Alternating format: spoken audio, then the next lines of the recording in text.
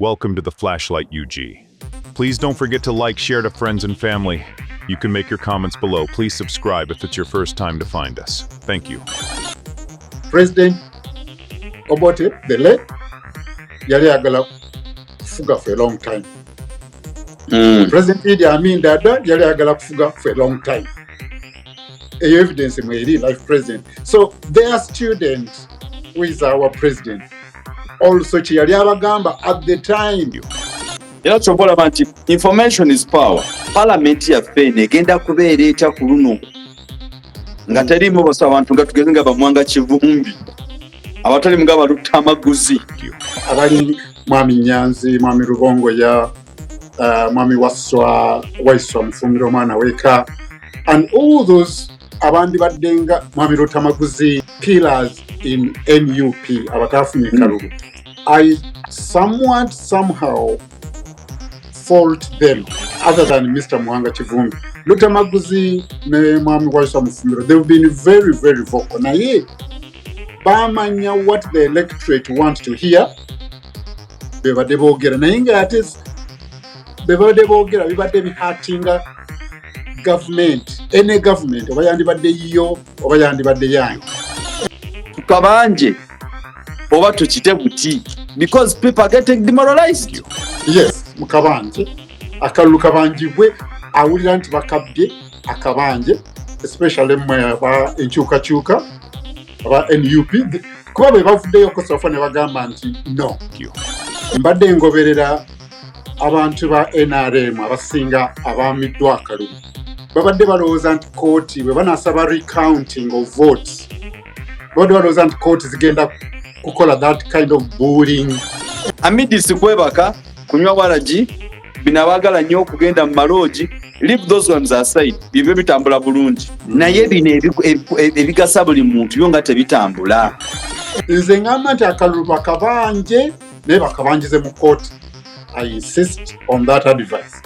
Naye nga mukabanje kubanga anyone who is not satisfied must kubanga begawe ate oli waddemba okukirowoozaako bwotyo naye ekibuuzo simanyi omaze ebbanga ki nga toli wano mu ggwanga.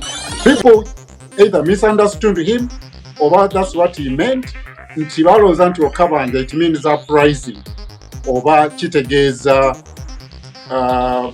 ng'ebibadde Tanzania oba ebyali mu Arab Springs emyaka giri egiwedde Sudan. Wogambira nti tudde mu kooti naye nze nga kyendaba kkiriza obagaana nti LC1 wa NRM, that is Mr. Museveni. LC2 wa Mr. Museveni. LC3 up to LC5 plus the judges. People are saying they are likely not to okufuna fair results. Welcome to the Flashlight UG. Welcome to the Flashlight UG. Please don't forget to like, share to friends and family. You can make your comments below. Please subscribe if it's your first time to find us. Thank you. Mwina bana Flashlight on television. Awamu ne mukuru waffe muganda waffe kitaffe ali mu Diaspora. Sebo osuza otya osiibye otya okusinziira mu abutulaba ewaffe tugamba osuza otya babe bamwe bangamba mwasiibye mutya nange simanyi naye nga kikulu nnyo okusooka ne tubuuzaako abantu ab'enjawulo aba programu zaffe zino. Tulina abaganda Masozi Mutendo Banyebo ne bassebo, tulina abasoga bamuna mukodeeyo, tulinako abanyoro mulere muta musebire muta, tulinawo abanyankole mwararaje mwasibaje byona. But entire issue is East Africa abarizenyo. Nabo Luzungu mwena, I hope everyone is fine and those are ready to watch our program of today. Today it's our second episode with this particular gentleman live away from Australia. Sabo tukwaniriza ku program fenoko olwaleero soko tubuzeeko then tulabinga tugenda okutambuza program yaffe olwaleero. Neyanziza Dr. Ayewa mbabuzaako mwenna abampuliriza mwasuze mutya era musiibye mutya mbagaliza olunaku olulungi and work hard. Oh wow. Sabo tweyanzeege. Omanyi tekimpa maanyi bwe mpuliramu abantu abali mu diaspora amaloboozi gammwe ne mutwegattako ku ndowooza oba ku biki ebigenda maaso mu nsi yaffe Uganda. And it's very important buli muntu alete endowooza ye. Twattu obudde obusinga ngamba nti nga tonna bakugamba gundi tonnyambye gw'omuyambye eki. Era kyova olaba nti information is power. Era mmwe bwe tukyaza abantu nga mmwe ne mutugattako ne mutuwa ku magezi ntitwalikoze bwe tuti. Naye ate mmwe abatusingako kisinza obbaagalako kye kimu nti mugenda ne mutugamba nti eno Uganda yammwe bavubuka. Naffe amaanyi gatuddamu ne tugamba waayi olaba oli ayogedde bw'ati nange kankole bwe nti ndabe nti tuzimba ensi yaffe. Naye nga all the same I still congratulating everybody bonna ababaka abayiseemu abagudde oba Katonda bwatu byasazeewo oba bwatu Museveni byasazeewo ate n'akigamba kimunna. Abamu batugamba Museveni yasazeewo abamu bagamba Allah bw'akoze nange simanyi. Era kyoba olunaku olwaleero second episode yaffe olwaleero eri bweti ababaka bano aba member of parliament abagudde oba ababiddwa akalulu kaabwe ate nga tulaba babadde b'amaanyi nnyo abamu ku abo. Parliament yaffe negenda kubeera etya ku luno nga teriimu basa abantu nga tugeze nga bamwanga kivumbi abatali nga balutta amaguzi. Mulimu abasaanidde those who never represented themselves as a better candidate. Nga baduula buduuzi gundi tewasoma gundi tolina bitabo. But in most cases there's what we call general knowledge. In most cases people they should be using in the parliament. Tojja kugamba tetulina masomero kyetaagisa nti fune degree okulaba tewali ssomero. Gwe nkyaziza munnange mbadde manyi nze gw'okyaziza. Ekibuuzo kiri nti ababaka abagudde especially from our national unity platform ababiddwa akalulu otulaba where do you see national unity platform without some key pillars abataliyo? Okusooka njagala kwebaza kooti za Uganda zino ze twandise kooti ento.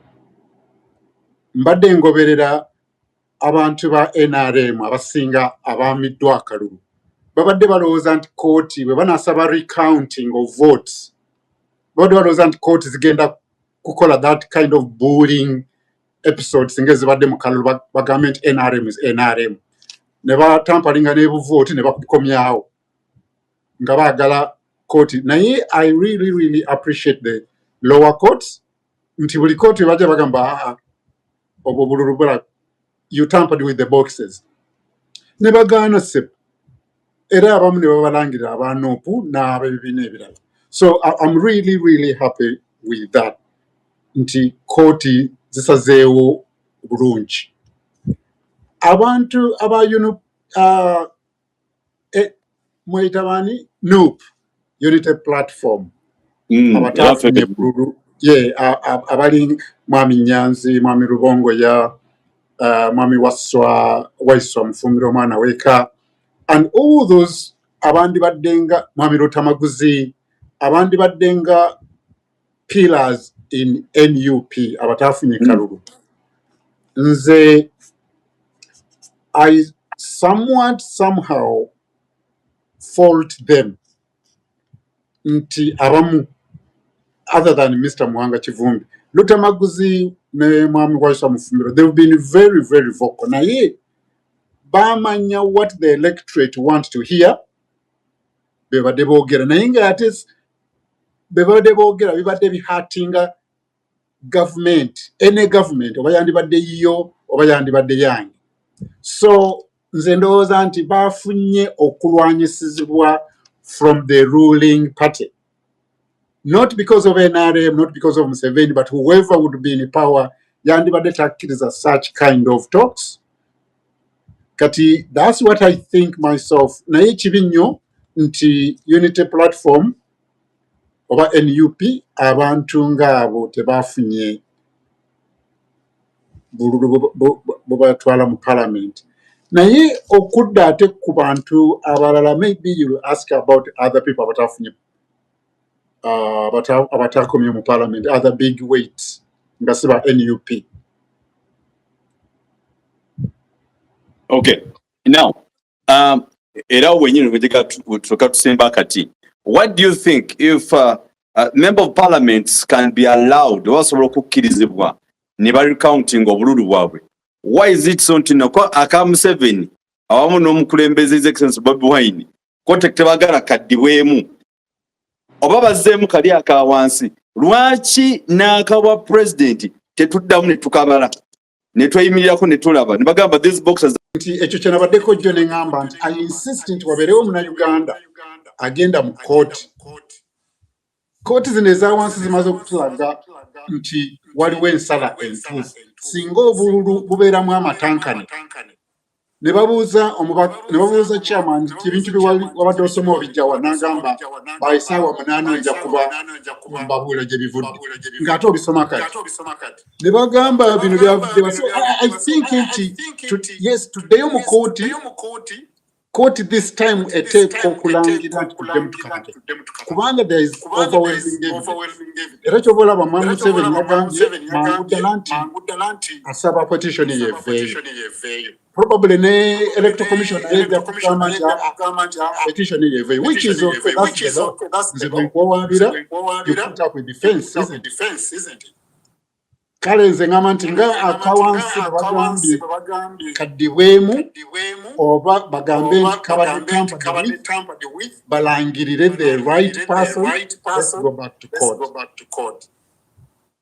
Wenkugambira nti wogambira nti tudde mu kooti nenze nga kyendaba kiriza obagaana nti LC1 wa NRM, that is Mr. Museveni, LC2 wa Mr. Museveni, LC3 up to LC5 plus the judges.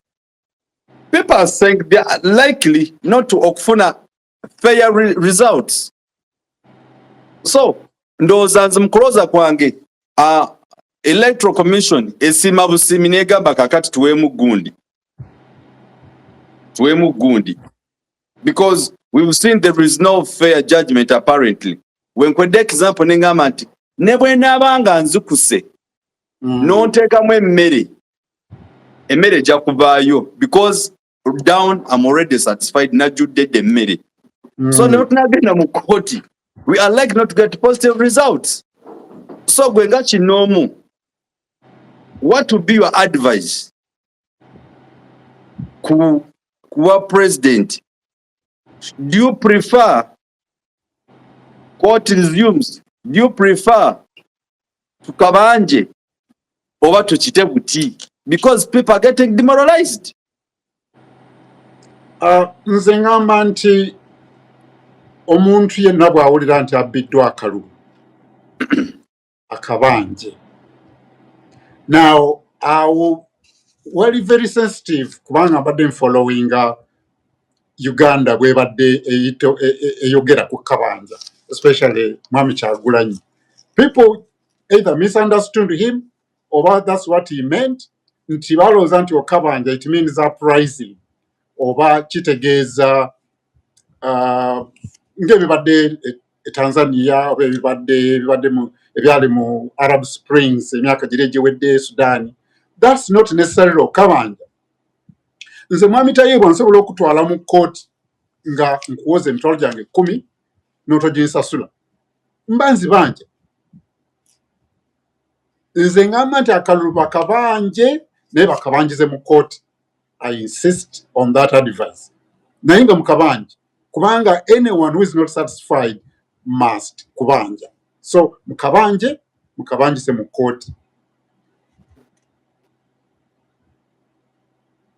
So it's what you're still preferring to kabanje? Yes, mukabanje. Akalulu kabanjibwe awulira nti bakabbye akabanje, especially ba enkyukakyuka aba NUP kuba bwe bavuddeyo kosafa ne bagamba nti no. So babanje akalulu kaabwe bategeke paperwork balege evidence why they are saying no bagende mu kooti. Ekyo ekigambo ky'obuuzize ekya kooti nti eyinza obutatuwa bwenkanya because the court is the president, is the NRM. Ndowooza nyinza kukiddamu, simanyi oba nyinza okuba ngenze mu maaso naye nyinza okukiddamu in a way nga mbadizaayo ku Museveni ng'awamba ku Liberation Day naye oyinza okuba olina ekibuuzo nyinza okikwatiramu wamu n'ekintu ekiwamu. But anyway, to continue. Nga gwe ali eyo mu nsi eyo gy'oli mulina eddembe lya buli kintu. Ne mu Uganda eddembe lya buli kintu lyaggwawo teririiwo. Tukabangize mu kkooti ya East Africa eya wano eya Justice Flavia. At the moment, Justice Flavia is a young man, probably younger than the previous ones. Remember Dendaba? Ate mupya nze ndowooza tumuwe challenge eyo. Beba we ate oli wa ddembe okukirowoozaako bw'otyo. Naye ekibuuzo simanyi omaze ebbanga ki nga toli wano mu ggwanga. Waliwo okubanga ng'obanjanga ebyaddala ng'olaba nti nno eno emmundu njibanja oba emmotoka eno njibanja ona ne resiti yaayo n'omusajja wa URA n'akugamba eno emmotoka waliwo nanyiniyo ng'oli wajja n'agamba va ku ttaka lyange lino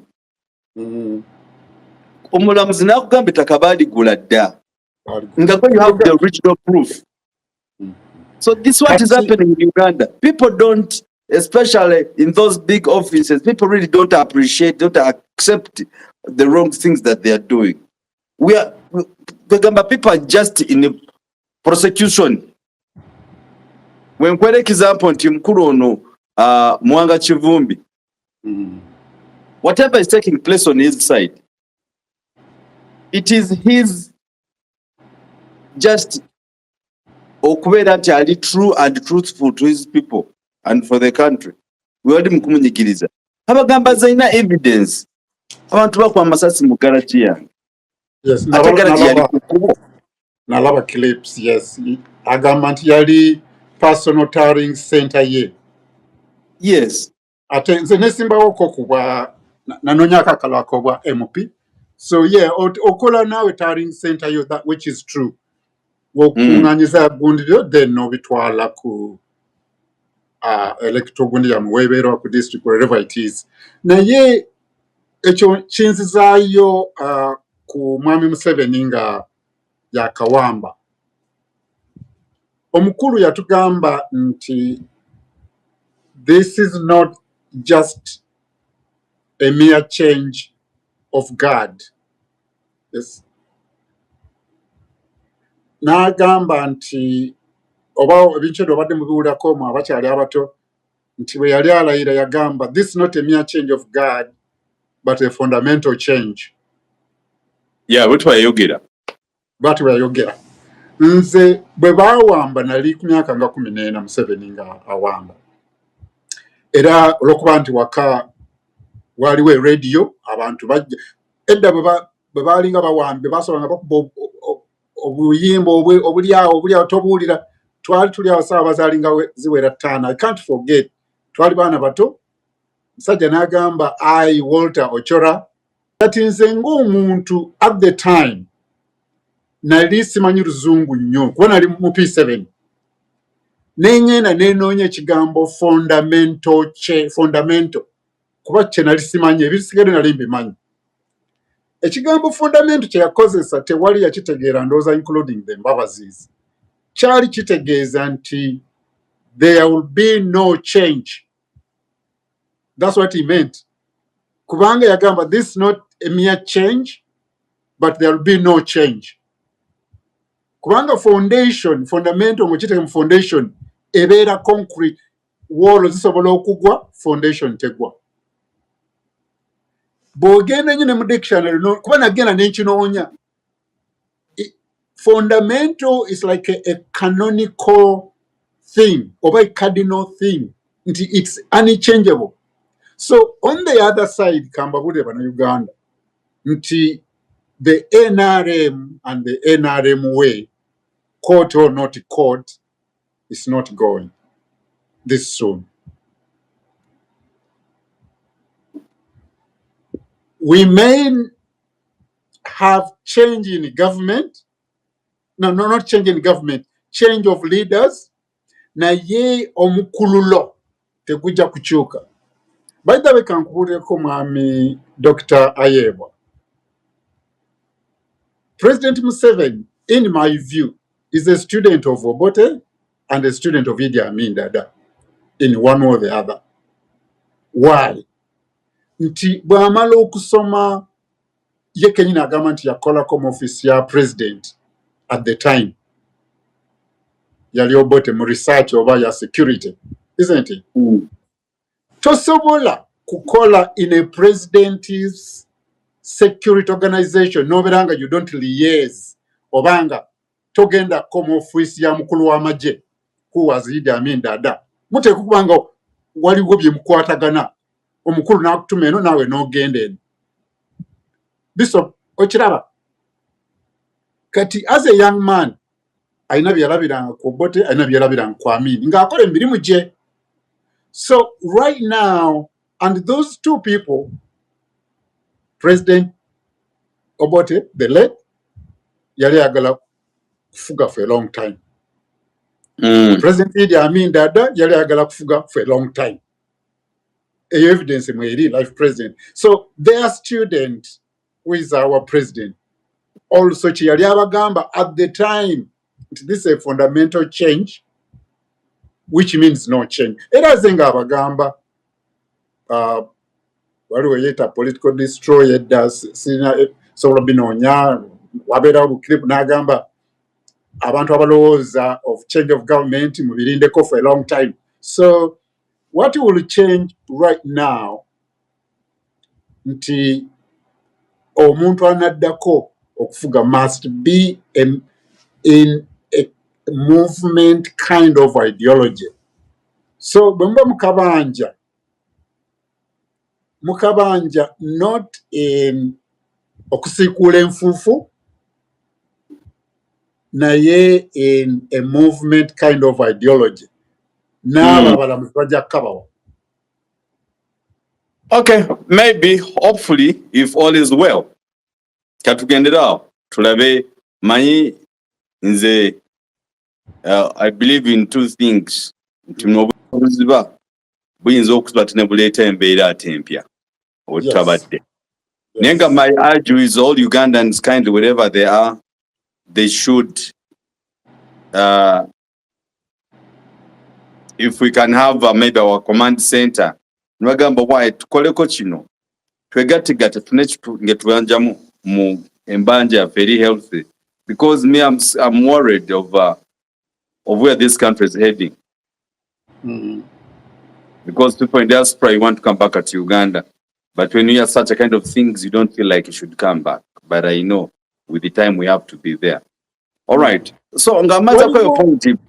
So can neighbors that Mukulu General Lewis Rubongoya of where he visited Mwanga Chivumbi and the other prisoners abaliyeyo nababuzako still they are affirmed that they are still strong. They're also waiting for chuka budgetaga and they are ready for it. So no less wrong. Please, wherever you are, be a Ugandan and be proud of being a Ugandan, especially a Ugandan of this generation, because we know at one time we will be the Akiriza over Ghana. Okay. Ngagala point yafe eyokusatu nakulwa lero. Nalabyeko mukulu Yoweri Kaguta Museveni nga celebrating emyaka gye 4. Nenga eyadda nze ate nkyukakyuka muko n'abantu nga balowooza. Oli ogenda obuuza oli omukyalawo omwana ayina emyaka emeka nti ayina emyaka 2 next week birthday ya myaka 2. Naye ate weerabidde olunaku lweyatondebwa gira emyezi 9 n'otagigattako. You get my point? When you minus gira emyezi 9 muno abaweza n'omwaka nga bali mu mbuto mbawulira nesibalabangako. Nombuzo olina emyaka emeka nti n'emyaka ayina emyaka 2. Lwaki ogattako naguli ogumu ng'ali mu lubuto? Omwaka omulamba. So in other words, what I'm saying, Mr. Museveni has ruled this country for like 50 years, 60 years. How? If he was the sixth in the regime of Obote the 5 years agamba yalabako n'Amin ne namulwanyisa mu ngeri emu oba endala. Yakolako naye bwe yali akolera bwe yali akola mu office ya president then Obote, Amin yali chief of staff oba commander, baali bakola bonna. Aha, kati olaba ebyali bisajja bibiri ng'ali mu Amin n'alumba n'alumba Obote bisajja bibiri myaka 10. Gattako 5 6 gino egy'omu nsiko egyo 15 gattako before having Smile Federal because ebitya okulonda kutandike gattako 5 ago myaka 20. Kati ebyaddala yakatufuga emyaka emeka sijja egyo nkaaga agana myaka nkaaga in one way or the other. Why should Ugandans celebrate 40 years? So bebalinga omukazi ayina omwana ne bamugamba omwana ayina emyaka emeka nti ayina emyaka 2 najiri kigatteko ng'ali mu luuto. So na Museveni atugatteko kino ng'ali mu nsiko ng'abantu nga bali mu kuttibwa abantu nga bali mu kufa agatteko nagino ng'akyali muyeekera wa Amin wa Obote simanyi ng'akyali chief of intelligence whatever it is. But when we today nebalaba, are we right there? Is this the country we need? Begomba kunsi yaffe amidisi kwebaka kunywa waraji binabagala nnyo okugenda mu maloji. Leave those ones aside, bibyo bitambula bulungi naye bino ebigasa buli muntu byo nga tebitambula. Otuwa magezi ki omukulu gagwa alibe e Bulaaya? Where would you wish this country to be? Nze ensi wenjagala ebeere unfortunately tenabeerawo. Nayinza okukyatributinga ate si kuyinza everything battributinga ku leadership. Kabe waka abaana bwe baba tebakola bulungi bagamba musajja oyo oba omukazi oyo abaana bamulema. President Museveni oyinza okumuwa emyaka eyo yonna gy'ogambye nti afuga naye nze kamuwe 45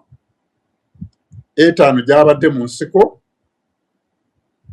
He had jurisdiction kubanga yabeeranga giri emirala ayinza okuba yali alwana oba yali under people but 5 gye yali mu nsiko olwamala okuwamba kabamba awo ne batandika. He has already has some kind of jurisdiction. Ekyo ekibanja kye bawambye ekitundu kye kubanga nze nzijukira ffe Busoga tetwabeera na lutalo naye nga tuwulira nti ne LC zaatandika dde okukola in other areas. So yes, myaka 45 nsobola ogimu. Now the thing is obeera oli awo nze nkyatributinga to the label system yajja nayo nti abasajja bano bwe bajja bonna abaali mu nsiko kiringa omuntu n'otuuka n'ogwa mu kingi. Bw'ogwa mu kingi n'otandika oba waali olonzeeko emiyembe nga mukyali baana bato wakulirako mu kyalo ne musanga jaggudu wabeeranga emiyembe giwooma ng'ate omuti guli wala nnyo you cannot just find it wabula asooka okeera osanga gigudde ne mulonda baba muvudde ku ssomero. So that's really what happened to start with. Abaana ne batuuka ebyo by'owulira mbu beddiza amakolero beddiza gundi. That was not kweddiza amakolero. No. It was a little bit of shock nti nnyingidde Kampala sirina mpale naye kati ndaba empale we ziri. So abasooka in that gundi ya Museveni n'arelaxingamu. This is what I think, that's my observation. N'arelaxingamu ng'abaana be nga bagamba akuba owe akuba awumba aba awumba. Nagamba waaye abaana bange kansooke mbaleke gundi katwale gundi kafune mu nnyumba y'ekkololo gundi kaagire gundi. Then ono bw'afuna then n'owa wansi n'atandika ate oba mukulu mukama wange afunye ennyumba nze ate kanfuneyo just emitwalo 2. Then abaana baabo abaava mu nsiko nabo kati ne batandika okufuna ebifo. Okitegeera. Kati system eyo ey'obutakolera bintu nga bwe byandibadde nze ndowooza nti yaviira awo n'eraga yamu ku katono. Yes, we have peace, emirembe egyo gibaddewo. Right now, ekyoyinza obutakikkiriza nga what is happening in Uganda. Naye enkola ya NRM oba eya Museveni nti bw'ofa ku mudaala gwo, enjawulo eriwo omulembe gwa Museveni nagira egyayita nti untargeted beating ezo roost ziriiwo. Luli bw'atambulanga oba olyani oba olyani nga mwenna wata. Naye right now bw'oba tokutte ku ntebe oba nga togyegwanyiiza osobola okusuubula n'obeerawo. You get that point? Nti yes, tulina emirembe gyegyo emirembe gy'owulira gye twogerako ffe ng'abantu oba abantu gye boogera naye ng'ate tegiriiwo okuba Mwanga Kifundi ali mu kkomera, waliwo abaana abali mu kkomera hundreds of them, abamu bagamba tebaddanga. Naye ogenda okwesanga nti afudde ku mudaala gwo, fa ku mudaala gwo, fa ku flashlight yo, ojja kubeerawo, ojja kwebaka era ozuuke. That's the NRM way. Naye nga ensi weeri, we just need omuntu who is strong with corruption, bajjewo bureaucracy, abantu balagire nti kwegamba bwe tuba tuzimba luguudo. Ate gundi authoritative gundi ya CDF eyo singa agiza ku action and national development. Nze nva wano nengana ne mu office nengamba mukama wange kankole naawe free of charge. That authoritative gundi n'agamba mu kifo ky'okutweetinga n'agamba nti parliament bagisige rangi batandike kati nkomawo enkya nga bagisiize. N'agamba nti kiki nti oluguudo oluva e Kasenyi ogende ewa musajja mukulu e Kamuli bagenda dukola sente we ziri balukole. N'atambula with that authoritative gundi n'etandika okola. That's fine, but other than that ensi weeri si we yandisaanidde okubeera. It should have been more than that after 40 years. All right. Era sebo nze ngamba nti tukwebaza bwebaza nti akaseera k'otuwa no twilight gwengali mu diaspora ebintu biraba otya era mbwotyo bw'obirabye ebigenda maaso mu ggwanga. Naye nga all the same I'm still encouraging bannange buli muntu agenda okulonda bino aba LOCs nkusaba weebereremu. Abasajja bakyakuba kibo tebaagala kumanya abasajja bakuba kibooko Mukama Katonda. Noka ne weebuuza oba tuli bantu oba babagambye. Naye nga basically Munnayuganda buli w'oli nkusaba weebereremu ku bigenda maaso mu ssaffe Uganda. Uganda, yes, is still bleeding here and there. Naye nga nebaza abantu ali mu diaspora mwebale ku kye mukoze ennyo okuteekako ettoffaali ku nsi yaffe Uganda. Because if it was not you, kiriza obaga. By the way, mawali mu diaspora mwafuuka capital assets ya Uganda. Edda olutwalina kubagamba nti gundi what's our capital assets ameziriche olina kugamba tuyina emmwanyi tuyina tobacco. Katulaza capital asset ya Uganda eriwa. You people in diaspora, era nze mbeebaza, thank you so much kumizanyo saffe kujja kunti atuli mu nsi abalina amaaso tebalaba. So me I totally appreciate mwebale nnyo mwabagatako amaloboozi gamwe ku nsi yaffe Uganda kama tinekulakulana. Abannayuganda tanga twagamba nti in most cases we come here to sikwolesa bwenyi baffe naye tuwayeemu gw'okiraba otya era nawe okiraba otya. Era number watchment you can add value to this kind of programs. You can just call me mwabali mu diaspora, you can look for that gentleman nemwogerako kanaye nemulaba what we can do for better and better of growth of this nation. Sebo akatalekeka neyanziza naye akagambo kembalekera kali kamu nti whoever is in leadership my understanding nti this is generation next. So the government must know bateka okubalancing their rule of law and understanding the young generation. Alright. Weebale nnyo, weebalire ddala. N'akala akataleka ku side yange, bannange every Ugandan wherever you are, kindly let us pray for Dr. Kanal Kizza Besigye, who was taken to hospital yesterday. So mbasaba mwenna buli Uganda bwali tumusabire asobole okudda engulu. Ate n'ekya twongere okusabira omukulembeze waffe Greater His Excellency Bobi Wine wherever he is, Katonda naye amukuumire yeeyo gy'ali. N'abakulembeze abalala abatalinaamu efutwa nabo Katonda abakume gye bali. Mukulu nkwebaza akaddeko ne byonna by'okola ne research gy'okola okusigala nga oli ku mukutu gwa Flashlight on Television. Era bonofuna abantu mikwano gyo, they are also welcome to have these discussions with us. Akume atakumira mpeera. We appreciate your efforts to watch and interact on our programs. Please get notified to watch breaking news, security alerts, current affairs, issues at hand, politics, and people's lives and behaviors.